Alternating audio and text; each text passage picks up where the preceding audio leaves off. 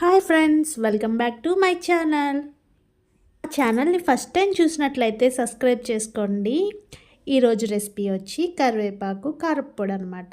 అది ఎలా చేసుకోవాలో ఇప్పుడు చూద్దాం. ముందుగా ప్యాన్లో ఆయిల్ వేసుకోవాలి. ఆయిల్ హీట్ అయిన తర్వాత పచ్చిశనగపప్పు వచ్చి ఒక కప్ తీసుకుంటున్నాను. అలాగే మినపప్పు అనమాట. మినపప్పు కూడా ఒక కప్ తీసుకుంటున్నాను. ఎందుకంటే నేను ఎక్కువ క్వాంటిటీలో కరివేపాకు తీసుకుంటున్నాను కాబట్టి ఒక కప్పు తీసుకుంటున్నాను. లైట్గా వేగిన తర్వాత హాఫ్ కప్పు ధనియాలు తీసుకుంటున్నాను అనమాట. ధనియాలు కూడా వేయించుకోవాలి. వీటిని సిమ్లో పెట్టుకొని చక్కగా దోరగా వేయించుకోవాలన్నమాట. స్పూన్ జీలకర్ర తీసుకున్నాను. ఇందులో 1 టేబుల్ స్పూన్ జీలకర్ర అయితే సరిపోతుంది పర్ఫెక్ట్గా. ఈ కరివేపాకు కారప్పొడి అనేది కంటికి చాలా మేలు చేస్తుందన్నమాట. అందుకని మొదటి ముద్దలో కరివేపాకు పొడి వేసుకుని నెయ్యి వేసుకుని డైలీ పిల్లలకి పెద్దలకి ఒక్కొక్క ముద్ద తింటే చాలన్నమాట. కంటి చూపు బాగా మెరుగుపడుతుంది. ఇప్పుడు ఇవి వేగినాయి కదండి, అందుకని మిరపకాయలు తీసుకుంటున్నాను. ఎండుమిరపకాయలు. ఇది మీకు కారానికి సరిపడినంత తీసుకోండి. ఎక్కువగా కారం తినే వాళ్ళు అయితే ఎక్కువ మిరపకాయలు పడతాయి అన్నమాట. వీటిని లైట్గా వేయించుకుంటే సరిపోతుంది. ఎందుకంటే తొందరగా కలర్ చేంజ్ అయిపోతాయి. చక్కగా సిమ్లో పెట్టుకుని వేయించుకోండి. అయిపోయినాయి కదండి. వేగిన తర్వాత ప్లేట్లోకి తీసుకుని చల్లారబెట్టుకోవాలన్నమాట. ఇప్పుడు మనం ఉదయం నుంచి సాయంత్రం వరకు కరివేపాకుని ఎండలో పెట్టుకోవాలి. శుభ్రంగా నీట్గా కడిగేసుకుని దాన్ని పల్చని క్లాత్ మీద వేసుకుని ఎండలో పెట్టుకోవాలన్నమాట. ఆ కరివేపాకుని తీసుకోవాలి.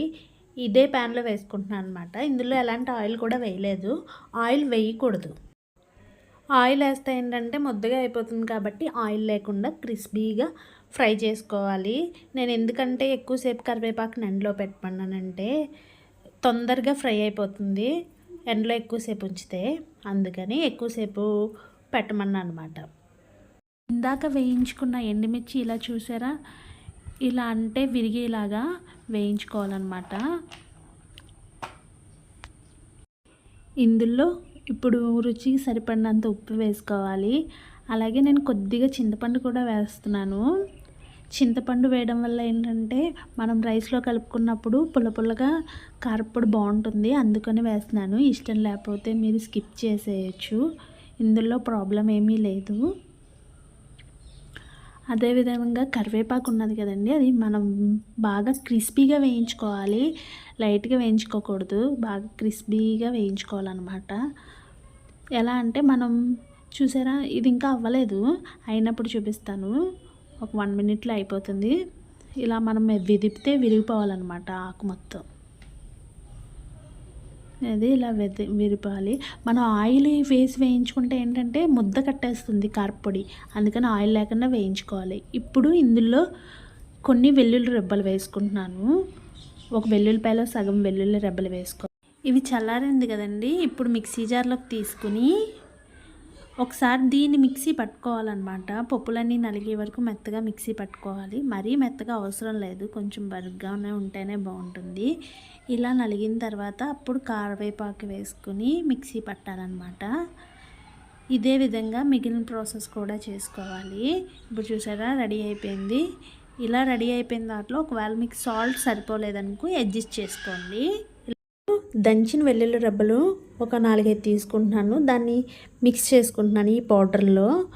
ఇదేంటంటే చాలా టేస్టీగా ఉంటుందండి. హెల్త్కి కూడా చాలా బెనిఫిట్స్ ఉన్నాయి. మీరు కంపల్సరీగా ఇంట్లో ట్రై చేసి ప్రతిరోజు పిల్లలకి పెట్టండి. చాలా మంచిది, కంటి చూపు బాగా మెరుగుపడుతుంది. Thank you for watching.